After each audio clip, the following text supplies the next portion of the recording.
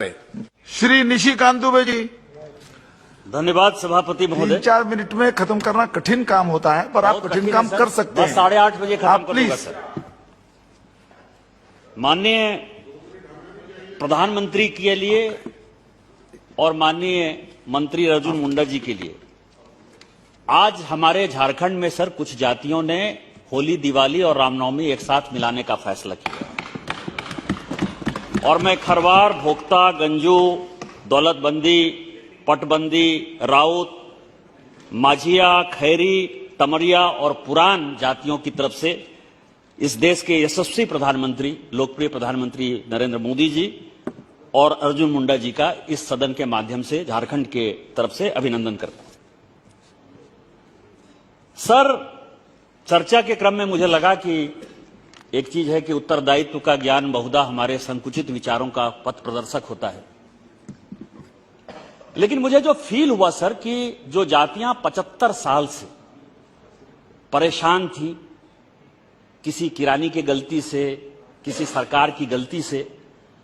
वो schedule tribe नहीं बन पा रही थी, जो पहले शेड्यूल ट्राइब थी और शेड्यूल ट्राइब से उसका नाम कट गया था और शेड्यूल ट्राइब को शेड्यूल कास्ट में कन्वर्ट कर दिया था। उसके लिए यदि हमारी सरकार ये बिल लेकर आई तो उसका जिस तरह से कांग्रेस और झारखंड मुक्ति मोर्चा के लोगों ने विरोध किया वो निंदनीय है, अशोभनीय है और मुझे लगता है कि झारखंड की वो जनता और वो जाति इनको कभी माफ नहीं करेगी, कभी इनको एक वोट नहीं मिलेगा जो वोट बैंक की राजनीति करते हैं। कांग्रेस ने लगातार शेड्यूल कास्ट और शेड्यूल ट्राइब के साथ छलावा किया है सर, और हमेशा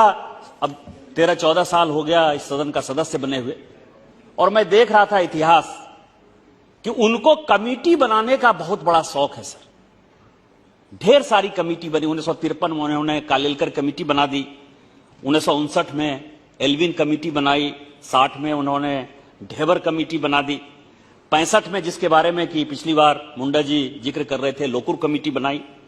फिर सिलू कमेटी आई, भुरिया कमेटी, ढेर सारी कमेटी बनी सर। लेकिन जो सबसे महत्वपूर्ण है कि 2009 में जब मैं सांसद बना तो मैंने लगातार एक बातों की तरफ जो है सरकार का ध्यान, केंद्र सरकार का ध्यान आकृष्ट किया कि कुछ ऐसी जातियां हैं हमारे यहां झारखंड में जिनका की हिस्टोरिकल ओमिशन है, और ये जितनी कमेटी मैंने देखी, चाहे वो लोकुर कमेटी देखी, चाहे ढेबर कमेटी देखी, चाहे कालेलकर कमेटी जिन्होंने की इंक्लूजन और एक्सक्लूजन के लिए कमेटी बनाई गई, उसने कोई भी रिकमेंडेशन नहीं किया। लेकिन 1950 के कॉन्स्टिट्यूशन 1948 में जब ये संविधान पास हुआ सर, 26 नवंबर 1948 को,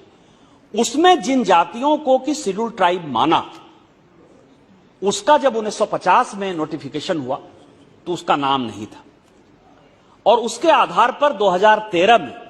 इसी पार्लियामेंट के कारण, पार्लियामेंट की ताकत इतनी है जिसके बारे में कि भर्तृहरि महताब साहब जिक्र कर रहे थे, मेरे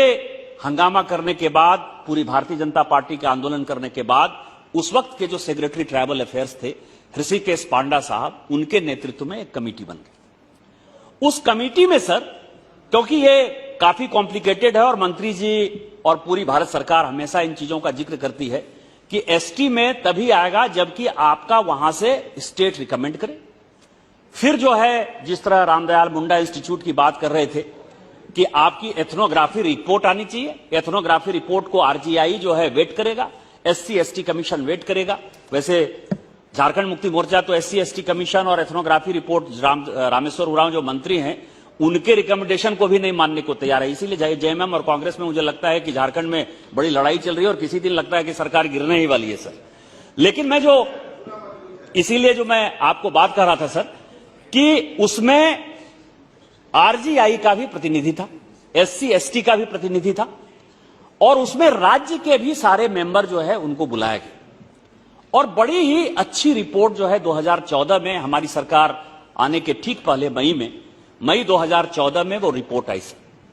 और इस रिपोर्ट ने जो कहा, बड़े चौंकाने वाले खुलासे किए। और अभी हेमंत गुप्ता की एक जजमेंट आई है सुप्रीम कोर्ट में, मैं अभी मंत्री जी से बात कर रहा था, दोनों को यदि आप जोड़ेंगे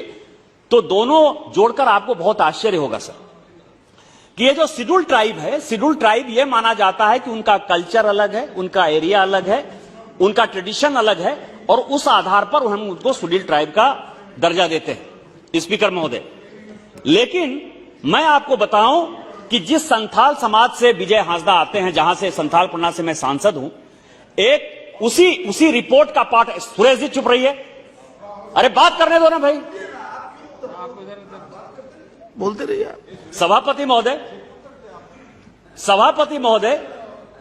कि उसी हिस्टोरिकल जो कमेटी बनी, ऋषिकेश पांडा की कमेटी की रिपोर्ट, उस ऋषिकेश पांडा की रिपोर्ट में यह कहा गया है सर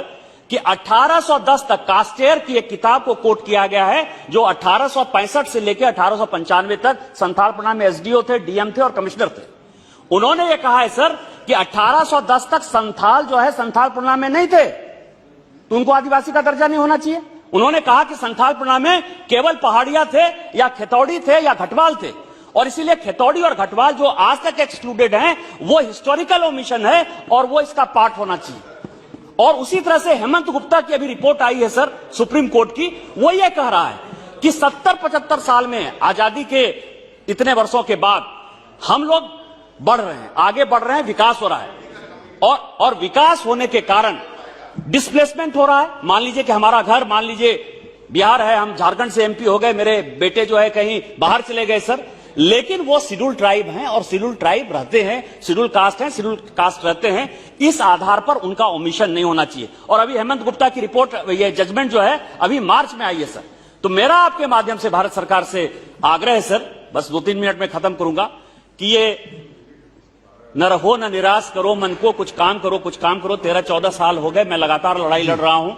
ऋषिकेश पांडा कमेटी की रिपोर्ट है, सुप्रीम कोर्ट का जजमेंट है, और खेतौड़ी घटवाल जिनके साथ की हिस्टोरिकल ओमिशन हुआ है, जिनको बिना किसी कारण के, और भी कई एक जातियां हैं जो रविंद्र कुमार तमिलनाडु की बता रहे थे, उन सबों को उस कमेटी के रिपोर्ट के आधार पर, क्योंकि आरजीआई भी उसका मेंबर है, SC/ST कमीशन भी मेंबर है, उसके लिए बहुत ज्यादा आवश्यकता नहीं है। आप उन जातियों को शामिल करिए। मैं एक बार फिर से भोक्ता कम्युनिटी की तरफ से और सुनील सिंह जी जैसे बड़े आदमी की तरफ से मैं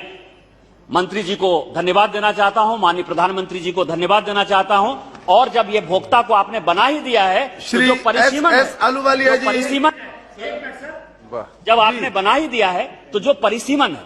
एमएलए का सीट क्या होगा, जिला परिषद का सीट क्या होगा, पंचायत का सीट क्या होगा, उस परिसीमन को भी जो है पेशा एक्ट की तरह जो है आप इंप्लीमेंट कर दीजिए। इन्हीं शब्दों के साथ जय भारत।